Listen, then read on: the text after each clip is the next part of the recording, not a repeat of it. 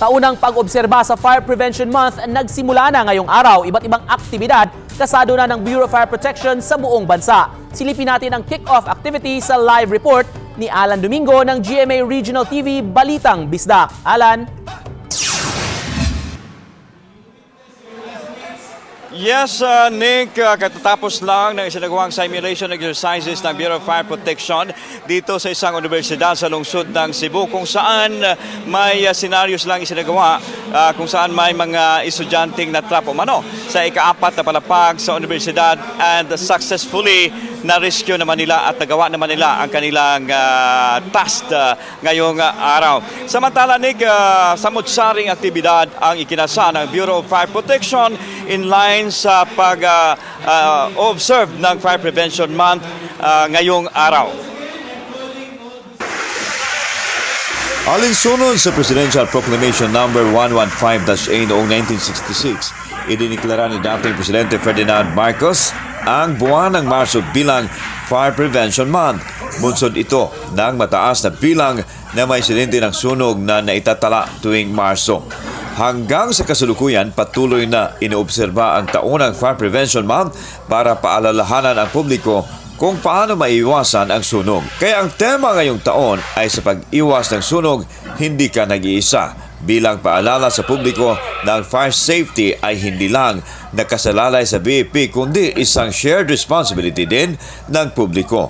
Iba't ibang aktibidad sa buong bansa ang nakatakdang isagawa ngayong umaga para formal na buksan ang pagsisimula ng Fire Prevention Month. Dito sa Cebu City, nagsagawa ng isang fire drill kung saan ipinakita ang kakayahan ng mga bombero sa pagresponde at pag-apula sa sunog. Sa Iloilo City, una aktibidad ngayong umaga sa lungsod ang Bombero Friends and Pets Fire Safety Advocacy Walk. Ayon sa VP6, isinama nila sa aktibidad ang mga alagang hayop dahil isa rin ang mga ito sa mga apektado kapag may insidente ng sunog.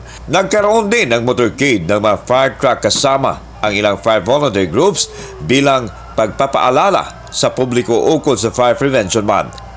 Kabilang din sa mga nakalatag na aktibidad sa VP6 sa loob ng isang buwan ang pagsasagawa ng Fire Square Roadshow, essay writing at poster making contest na lalahukan naman ng mga estudyante. Samantala muling nagbigay ang BFP sa publiko ng ilang iwas sunog tips kabilang na ang pag-alam sa lokasyon ng emergency exit points sa mga bahay at gusali. At para maiwasan ang sunog dahil sa palyadong linya ng kuryente, ugaliin na ipacheck ang mga kable sa kinauukulan. Base sa datos ng BFP, nakapagtala ng 811 na insidente ng sunog sa buong bansa noong March 2022. Karamihan sa mga sunog ay nangyari sa mga residential area. Nick, kasalukuyang isinagawa ngayon ng Bureau of Fire Protection ang field demonstration kung saan ibinida nila ang kanilang mga equipment, kabilang na ang fire trucks at iba pa may equipment sa pagresponde ng mga sakuna, kabilang na dito ang sunog. Nico, binigyang halaga ng matataas na opisyal ng Bureau of Fire Protection na hindi lamang isang buwan ang fire prevention kundi isasagawa ito araw-araw para naman siguradong makaiwas sa sunog. Nick, yan ang latest sa Fire Prevention Month ngayong araw. Balik sa iyo dyan. Maraming salamat, Alan Domingo.